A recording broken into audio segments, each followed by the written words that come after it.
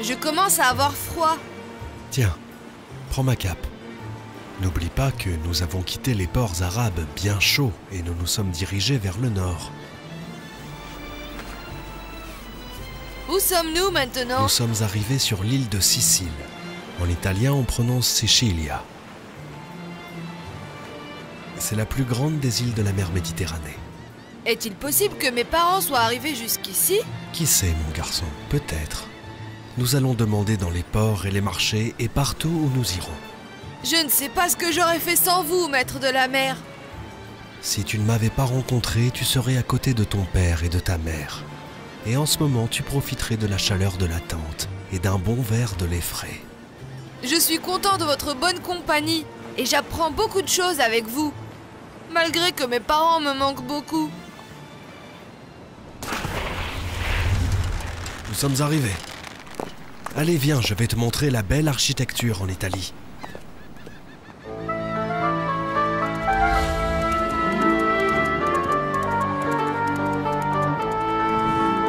Regardez cette belle porcelaine. La Sicile est célèbre pour sa porcelaine. Et elle l'est également pour divers arts comme la peinture, la musique, la littérature et l'architecture. Elle est aussi réputée pour ses pâtes, ses bonnes saucisses et ses fruits. Je vais acheter ce violon.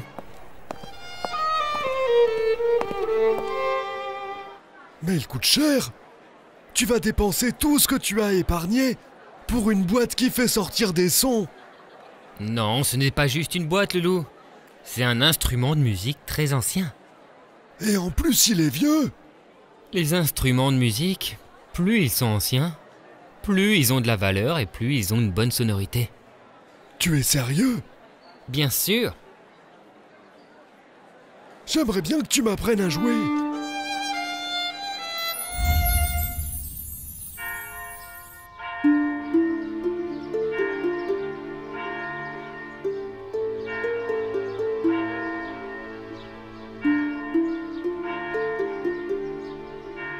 Regarde, Ziad.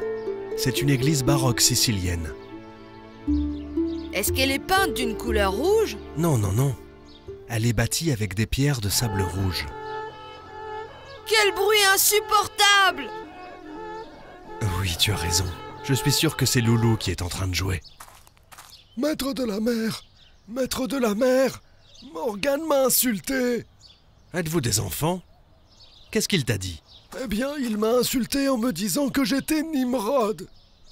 Est-ce que c'est vrai, Morgane? Oui, maître de la mer. Je lui ai appris comment jouer au violon, et au lieu de me remercier, il a ignoré mon bien.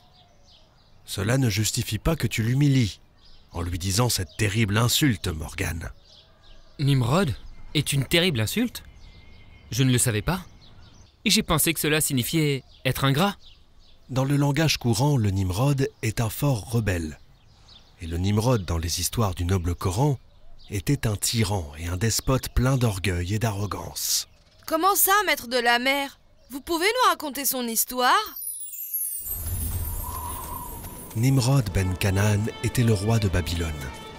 Son royaume a duré 400 ans. Il gouvernait les gens par le fer et par le feu. Il était l'un des 4 rois qui dominèrent la terre tout entière. 2 d'entre eux étaient croyants, Dwell-Karnaïn et Salomon, que la paix soit sur lui. Et 2 d'entre eux étaient mécréants, Nabuchodonosor et Nemrod, le héros de notre histoire.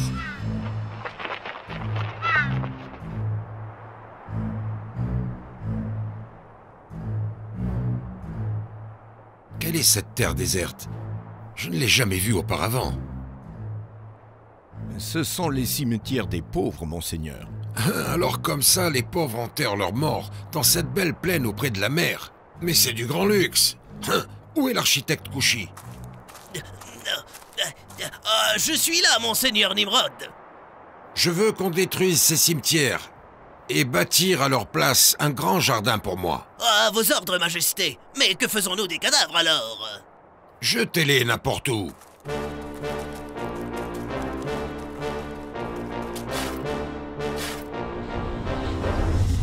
Hazard, le grand prêtre.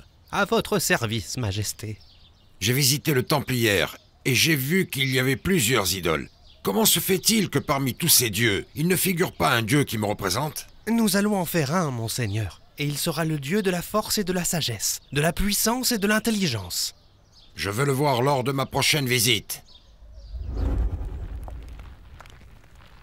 Monseigneur Nimrod, Banoura demande la permission d'entrer. Faites-la rentrer.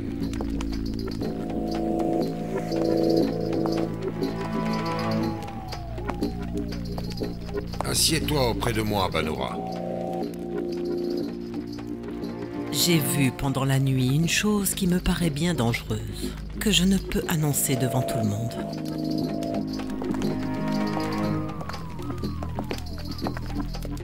Qu'est-ce que tu as vu? J'ai vu que cette année naîtra un petit garçon, et c'est ce petit garçon qui causera votre mort et la fin de votre royaume. Il va naître. Cela signifie qu'il n'est pas encore né. Oui, il est toujours dans le ventre de sa mère. Dans ce cas, je peux encore contrôler la situation.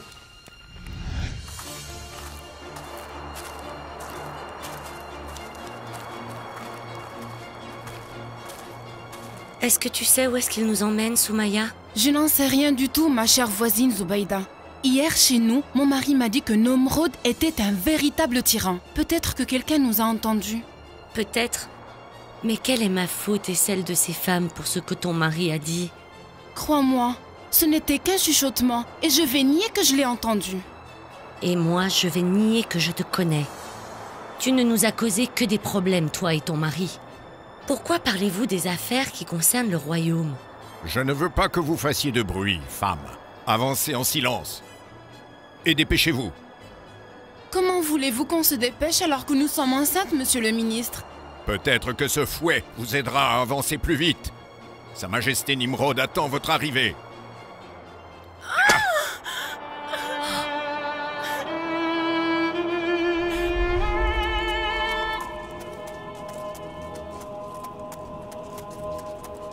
Votre Majesté. J'espère bien pour vous que vous avez pris soin de vérifier que toutes ces femmes sont enceintes. Bien sûr, Votre Majesté. C'est parfait. Laissez-les dans un endroit sécurisé, jusqu'à ce qu'elles accouchent. Excusez-moi, monseigneur, mais il n'y a pas de résidence qui puisse contenir toutes ces femmes. Une résidence, imbécile? Penses-tu qu'elles soient les invitées du roi? Je vous prie de m'excuser, monseigneur. Est-ce que j'ordonne qu'on les mette dans les écuries des chevaux? Ne dérangez pas les chevaux. Mettez-les plutôt dans les réserves. Et que ferons-nous après qu'elles auront accouché? Les filles qui naîtront, vous les emmènerez à la résidence des servantes. Et pour les enfants mâles? Vous les tuerez tous, directement.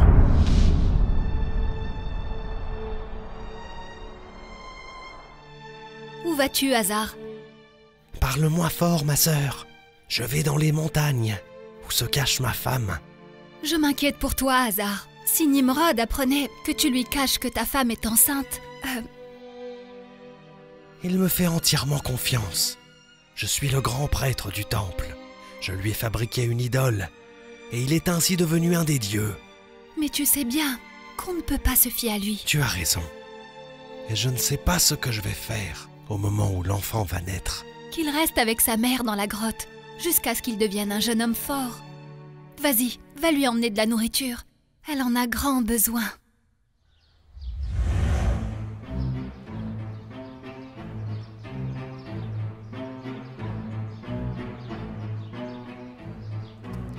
Je veux que la rivière arrive jusqu'au balcon de mon palais. Détruisez ces villages immédiatement. Je vous en supplie par les dieux, monseigneur, de laisser nos maisons. Qui es-tu? Et qui t'a donné la permission de parler? Je suis Carré, votre majesté, l'un de vos paysans, et je vis ici. Tais-toi! Donne-lui 1000 coups de fouet pour avoir osé parler au roi Dieu sans autorisation.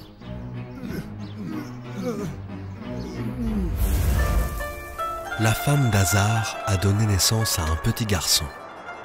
Abraham, que la paix soit sur lui. Le père des prophètes est resté caché dans une grotte de la montagne, par peur de l'oppression de Nimrod, jusqu'à ce qu'il soit devenu un jeune homme fort. Mon cher frère, est-ce que tu vas voir mon neveu Abraham, c'est ça? Oui, je vais le voir. Et pourquoi tu as l'air aussi triste? Il n'écoute jamais ce que je lui dis. Il me contredit dans toutes choses, et il refuse d'adorer nos dieux. Mais tu ne peux pas nier qu'il est bien éduqué et qu'il a une morale et de bonnes valeurs, que je n'ai jamais vu chez quelqu'un dans ma vie. Tu es de son côté parce que tu es sa tante. Non, hasard. Tous ceux qui connaissent Abraham connaissent sa valeur et l'admirent beaucoup. Si seulement il m'obéissait et adorait nos dieux. Mais il préfère rester isolé et regarder la lune et le soleil. Et moi, je ne le comprends plus du tout.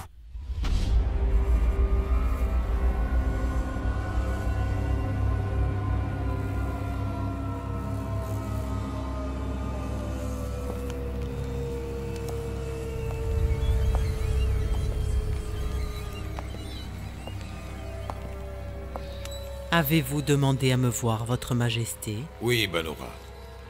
Je fais de l'insomnie, je n'arrive plus à dormir. Excusez-moi, Votre Majesté, mais je ne suis pas un médecin. Je sens qu'il y a un danger quelque part qui me menace. Je vous en ai déjà informé, Majesté. Je vous ai prévenu du nouveau-né qui mettra fin à votre royaume. Quel nouveau-né? J'ai pris soin de faire tuer tous les garçons qui sont nés au courant de cette année. Vous les avez tous tués, sauf votre ennemi. Tu es une menteuse et une arnaqueuse, Banora. Je vous remercie, monseigneur. Me permettez-vous de m'en aller? Non, attends. Dis-moi plus sur cet ennemi dont tu parles. Je veux le connaître pour m'y préparer. Il apparaîtra au moment voulu. Je veux des informations précises. Quand et où? Les dieux le savent. C'est moi, les dieux. Et personne au monde ne peut m'affronter. Tu comprends ça? Le pouvoir de Nimrod a augmenté au point qu'il ne donnait à manger qu'à celui qui s'agenouillait devant lui. Pendant que le prophète Abraham était arrivé au sommet de la connaissance et de la sagesse, Dieu lui a montré le bien et lui a ordonné d'inviter les gens à la religion. Écoutez-moi tous. Esclaves de ma charité, j'ai décidé de vous donner cette nourriture. Alors remerciez-moi et adorez-moi. Moi, je n'ai reçu aucune nourriture, Votre Majesté. C'est parce que tu ne t'es pas agenouillé correctement. Alors tu mérites de mourir de faim. Comment une seule date pourrait nous suffire à mon mari et moi? Tais-toi enfin, ça ne te suffit pas ce qui nous est arrivé à cause de toi? Allez, continuez de vous agenouiller devant moi. Toi, jeune homme, pourquoi tu es debout? As-tu un autre Dieu que moi?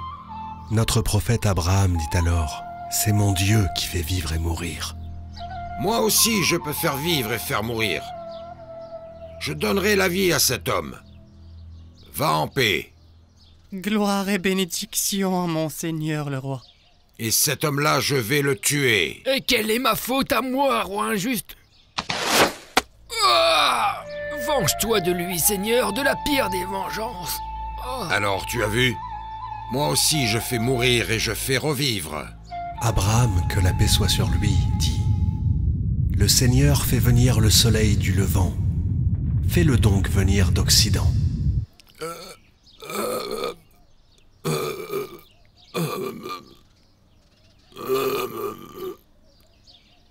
Qu'est-ce qui vous arrive, monseigneur? Pourquoi vous êtes-vous soudain arrêté de parler? Où sont les médecins? Que lui est-il arrivé, docteur? Je ne sais pas, monsieur le ministre. Comment ça, vous ne savez pas? N'est-ce pas votre travail? Il y a des choses que la science ne peut pas découvrir. Vous êtes un bon architecte. Alors savez-vous comment le ciel peut tenir, sans aucune colonne? Non. C'est un secret parmi les secrets de l'univers. Eh bien, ce qui est arrivé au roi Nimrod est une maladie dont nous ne connaissons ni l'origine ni les causes. Je ne comprends jamais rien à tout ce que racontent les savants. Parle-moi toi plutôt, Banora. Est-ce que c'est la fin du roi Nimrod? J'arrive à voir le roi Nimrod, qui se relève de sa maladie et qui revient encore plus fort que ce qu'il était. Au nom d'Allah, le tout miséricordieux, le très miséricordieux. Connais-tu l'histoire de cet homme à qui Dieu avait donné la royauté et qui, imbu de son pouvoir, engagea une dispute avec Abraham au sujet de son Seigneur Abraham avait dit « C'est mon Dieu qui donne la vie et la mort. » « Non, rétorqua l'homme, c'est moi qui fais vivre et mourir. » Abraham lui dit alors « Dieu fait venir le soleil de l'Orient. Fais-le donc, toi, venir de l'Occident. » Et l'impie resta confondu, car Dieu ne guide point les ingrats. Allah le majestueux a dit vrai. Est-ce que l'histoire de Nimrod s'arrête ici? Non, mon fils, il y a des choses qui ont eu lieu encore plus étonnantes que celle-ci. Continuez-nous l'histoire alors. Le soleil est sur le point de se coucher. Il faut que nous revenions vite au port pour nous préparer à embarquer. Et l'histoire de Nimrod? Nous la continuerons demain, si Dieu le veut.